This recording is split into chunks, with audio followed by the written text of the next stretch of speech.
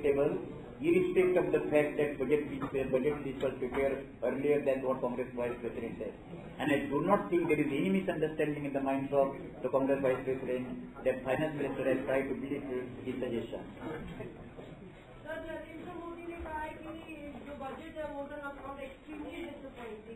What one can expect from Mr. Narendra Modi? If Mr. Narendra Modi can say that 15,000 Gujarati people will be evacuated from north and these Uttarakhand floods, then I mean it would be absolutely otherwise if Mr. Modi would have been said anything good about the budget.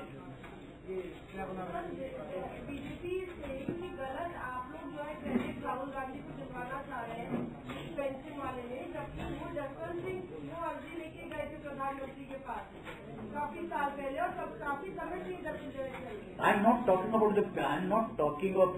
See what happened. As we understand, politics is the distribution of game, distribution of blame, and also politics is distribution of credit. I don't want to go into this blame sharing and credit sharing business. As I understand, one rank, one pension is most acceptable, irrespective of the fact that we have suggested that government has accepted and government will be willing to implement that. Why is Rahul Gandhi taking the credit, sir? What is wrong if he has suggested that? My dear friend, as if Jaswant Singh has right to take the credit, he belonging to opposition party. Do you think that there will be quarrel between Mr. Rahul Gandhi and Chidambaram, who is the finance minister of the same political party? Will there be quarrel? I don't think that there is tug of war between the two. Dr. Mogeda, let me put it very, prospectively. The question is more of a political nature than the economic nature. Mr. Chidambaram has said that it's got nothing to do with Rahul Gandhi. My budget speech, in which he has mentioned that he is giving one rank, one pension to the servicemen, was prepared much before Rahul Gandhi said anything about it. Right? So, why is he taking the credit? That's the question. And if you can clarify, are you saying that no credit goes to Rahul Gandhi for one rank, one pension? My dear friend, just now your colleague just asked the question. Jaswant Singh, when he submitted, supposed to go to the Prime Minister and suggested that the credit should be also going to Jaswant Singh. Okay? Both Mr. Chidambaram and Mr. Rahul Gandhi, both of them belong to the same political party. I think we are reading too much into what this. That is not the central content of the budget. That who should be given credit, Mr. Chidambaram or Mr. Rahul Gandhi, should be for adopting one rank, one pension, is not the central point of the interim budget. Interim budget is basically much beyond that. And I do not think there is any discontent between the two. This is not the question that we should take credit. It is the UPA government and both of them are integral part of the UPA government. So the point is taking in mind the forthcoming election, Mr. Rahul Gandhi called a special media interaction today. At 3:30 p.m. he made only two-line statement on the one rank, one pension. But Rahul Gandhi, if they wanted to take the credit because of him, it has been implemented. Why the finance minister doesn't want to give the credit to Rahul Gandhi? What you would have expected in the budget, that you would have mentioned the statement in the budget that the one rank, one pension is. What would I expect in the budget? No, I'm sorry. I'm not reacting to that. You finished you addressed that issue. Can we move on to something else? Dr. Mugaitar, was it that Rahul Gandhi met much before that with the... क्या चुनाव के मसले से ही ये सौंपा दिया गया? प्रश्न इसलिए था कि अब आने वाला चुनाव है, तो चुनाव के मसले से क्या ये सौंपा दिया गया? Your friend now just now saying, you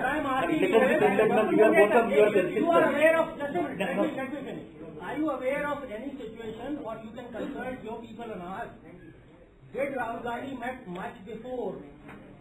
Then what happened now? I mean, can you find it and tell us much before the budget was prepared and he asked for it? Did he do so? My only point is what you would have expected. There is no, first of all, there is no question of consultancy. This is not something technical. No, this is not Einstein's relativity theory that I must go into that. Simple question is, what you would have expected for the finance minister in the budget statement that one rank, one pension has been initiated at the instance of Mr. Rahul Gandhi. Then you would have been happy. The point is that one rank, one pension is absolutely clarity and it is accepted as a natural policy, and let us welcome it rather than getting too much into that. No, 1 minute. You were saying something, I'm sorry. JDU का कहना है कि ये budget जो है इसके लिए हम सिर्फ 0 देते हैं। वो उनका कहना है कि सरकार इस बार सत्ता में तो आनी नहीं है अगली बार, तो उन्होंने इसकी टोकरी उसके दर्ज है। So non-metric person can fail graduate person. What do you mean? What do you think about it? No, we taking into account the total perspective. For example, JDU, okay, and by the entire budget, okay, which is having sanction of 2,266 in the parliament. So JDU's total strength in the parliament. And I don't think that is a very relevant question. And which opposition party in the history of political democracy has appreciated one good thing of ruling party? That democracy is yet to be born.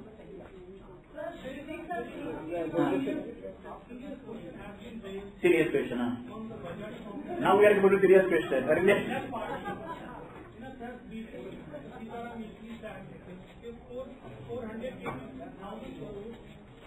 Taxes from the corporate and the personal income taxes should not collected by the government.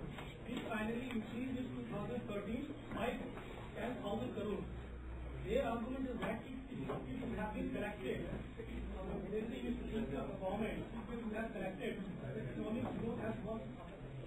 And see, this is what you are talking is revenue forgone because of the special statement in the bulletin. Revenue forgone because of several kinds of concession given to different kinds of the different stakeholders. Let us consider different interest groups. And to some extent, I appreciate that had we not given these many concessions, perhaps our investment growth would have been higher and the rate of growth would have been somewhat higher. The question is, I think government, that is the reason that government has reduced we increased the import tax on gold, and that is why gold has been now the import, because it was one of the between 2010, 11 and 11 and 12 precisely 1,04,000 crores of rupees revenue forgone only because of import concession given because of gold import. The moment we have introduced the tax, and that is a wise decision which Mr. Pranab Mukherjee was there, at that time people making uproar, and tremendous amount of gold is now being smuggled. That the people are now demanding that the tax which was introduced on the gold now should be reduced, and again rather than entertaining and encouraging smuggling, okay, it is better to have that. But what Sitaram Yechuri is saying is not absolutely wrong. I think that while giving concessions to any section of society, they must be productive from point of view of economic growth. Sir, you have not been able to do much in the manufacturing sector. Do you think that 10 years of UPA government, past 2 years have been a big burden on the 8 years of performance? Because manufacturing sector has been a sector that really not done well. No, I appreciate your point. And government has raised, in fact, Finance Minister has made the statement is this: the relatively slow growth of manufacturing sector is a major concern, even in the made speech in the 2013-14 budget also, because it is the sector which is having capacity of creating of the jobs. The question is, they have prepared the new manufacturing policy. Land acquisition policy was not there, which was a major requirement of the industrialization of the manufacturing. I think that is now placed. The infrastructure is now sufficiently emphasized, and this will be because of the gestation period. Let us expect that in the coming years, manufacturing growth will be reviving. I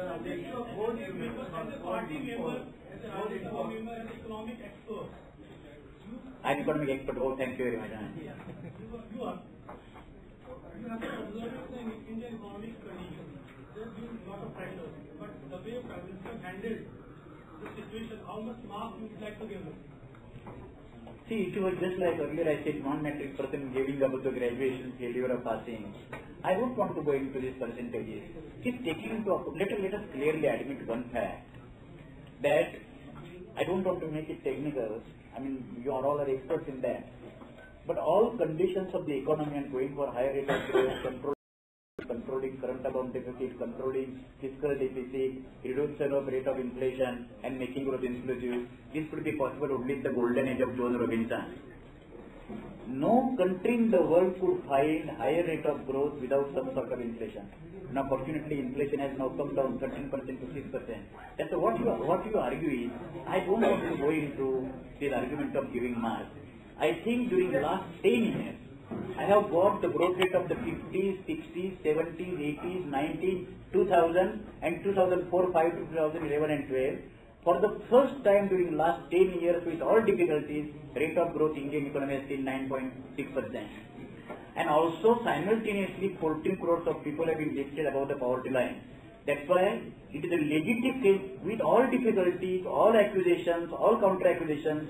I think the claim of the UPA government that higher rate of growth except this last 2 years and making growth is inclusive is justifiable, because it was between 2004-5 and 2008-9 rate of growth was around 8.5% to 9.6% to be precise in 2006 and 7 before global financial crisis took place.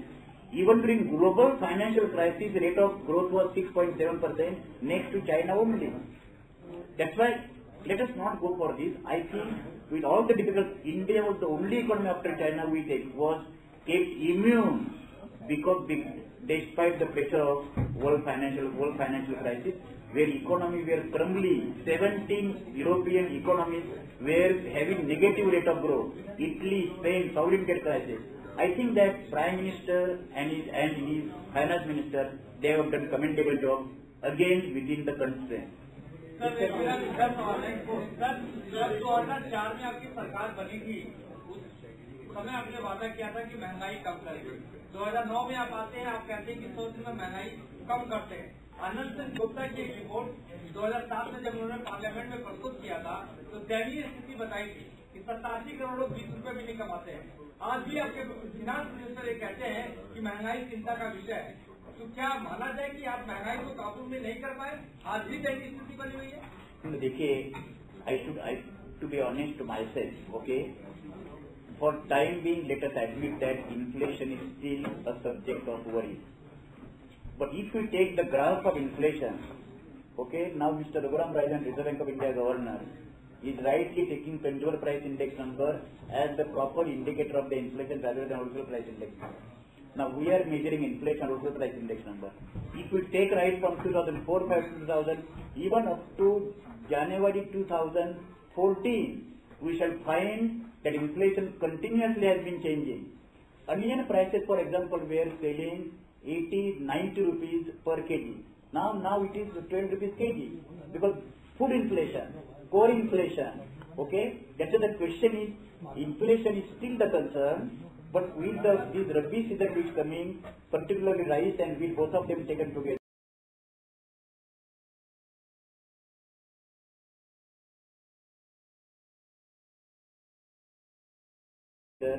and wheat production will be marketed, the food inflation will be further coming down, as it is now come down from 13.6% to around 6.5%. Inflation is still worry, and low rate of growth and higher inflation is more worrisome, no doubt about it. But I think given the situation, including the food production of 266 million tons as against 255 million tons earlier year, I think we shall be able to control the inflation to the satisfactory level.